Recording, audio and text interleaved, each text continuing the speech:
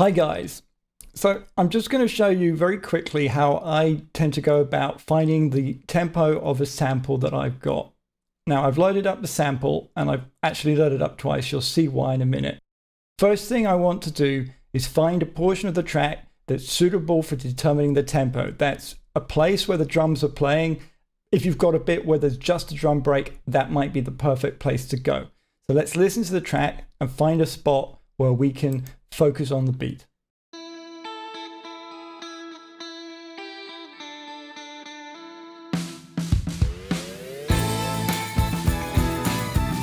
So as you can hear, we've got an intro here, and the drums don't come in till about this spot right here. So I'm going to ignore all of the intro and go straight to where the drum is. I'm going to shorten the audio clip so that it starts right where that initial beat is, and I'm going to move that to the start of one of the bars. You'll see why in a second. So let's just put it here and give it a little listen.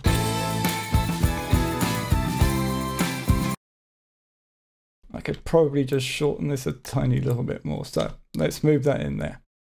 So now the reason that I've loaded up this second muted version and the reason that I've shortened this is that if you start messing with the tempo, you can see that the alignment is going to be way off whack. This is the same section as here. And as you can see, as I change the tempo, it'll move all over the place. You don't want that. You want the beginning of the section that you're trying to find the tempo of to start on the beat and to stay at the beginning of that bar. Because what we will do next is we're going to enable the metronome. We're going to play it along with the track. And we're going to see if we can't get the two in sync. Now, if you want to, what you can also do is play the track, tap in the tempo as you do it. So let's just try that. 1, 2, 3, 4. All right, so that's going to get me somewhere in the rough ballpark, but it's never going to be exact. So I'm going to turn the metronome on. I'm going to listen to the track. I'm going to try and determine whether the metronome is faster or slower than the song. And another thing that you can do while you're messing around with the tempo is to try and line up the transients of the drums with the grid in FL Studio. So let's listen to this with the metronome playing along.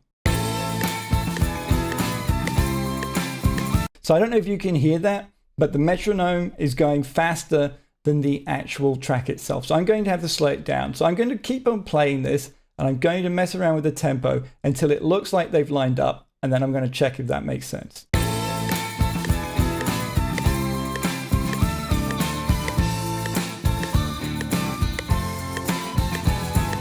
So you can hear the metronome drifts a little bit as I change the tempo, but that to me sounds like the tempo's about right. So I'm going to play again right from the beginning here, and this time I really want to make sure that the metronome is clicking along in time with the track.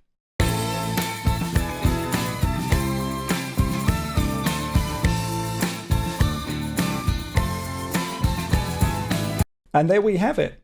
We found the sample's tempo is 102 beats per minute. Now we can go back, stretch out the beginning, line it up with our track, and everything will still be matched up. You will want to make sure that you are synchronized on the grid. Sometimes you'll have songs that have an intro which isn't starting on the one. There might be a pickup, da-da, boom, boom, boom, boom, something like that. Watch out for that.